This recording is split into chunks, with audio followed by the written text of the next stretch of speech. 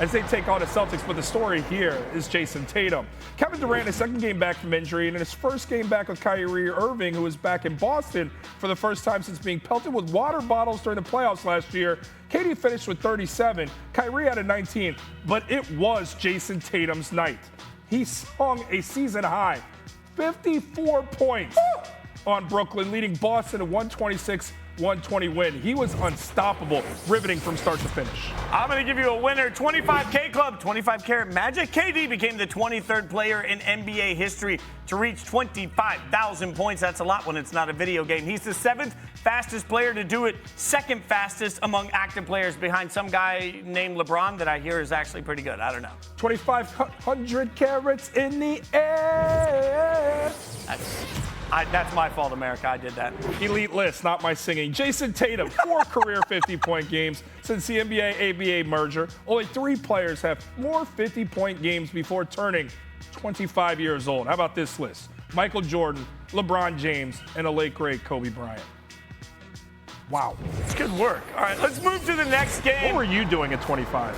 Don't answer that question. I was touring. Yeah, it's a pretty good life, actually. Suns and Bucks coming up. Suns without Devin Booker, Chris Paul still. Phoenix led by 5. Giannis fouls out with 7:4 to go. Naughty, naughty. That's when Chris Middleton stepped up, making big plays, finishing with a season-high 44 points, leading Milwaukee to the 132-122 hyped win. Look forward to the stories at the end of the show from you touring at 25 years old. Whatever you can remember from that, of course. Very little. Jack Daniels. Winner block party with about 2 minutes remaining to play. Suns trailing by 3.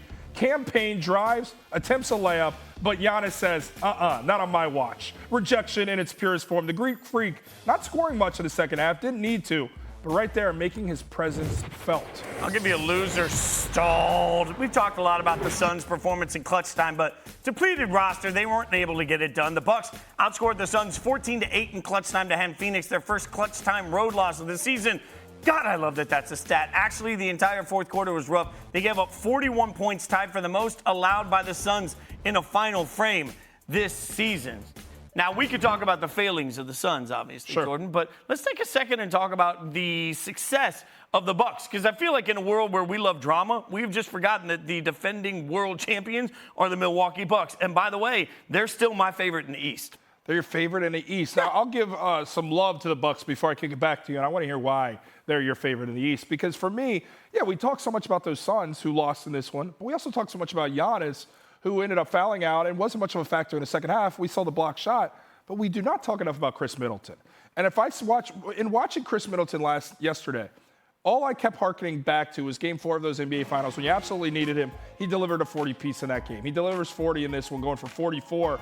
And people seem to forget that, yes, Giannis is doing things we haven't seen in this stretch of basketball in league history, but Chris Middleton is such an important piece, paramount to the operation. And when he plays like this alongside Giannis, I can like the Bucks, but you're going to have to tell me a little bit more, Fitzy, why you think they're the best in the East, because I look at the Sixers, I look at the Heat, and give me those 2 teams before these Bucks. My God, does proof of concept mean nothing to you? Well, Brook Lopez being out defensively, I think is going to show face as you get towards the end of the season. But they've been able to mask it, but they've been inconsistent. The inconsistent, I would say, is more like saving the turbo button on the video game. You think that's right? what like, it is? I feel like Milwaukee knows that, hey, we're going to get into this thing. We know what it takes to win a championship. We know how to make it through a series. We know the conservation we need in energy. And it's easy to hop on the 76ers because certainly, there's so much star power. But there is no proof of concept for the 76ers to win a championship. And last year, before the Bucks had done it, we were sitting there saying, gotta see it in the playoffs. But we forget that same narrative when it comes to Philly.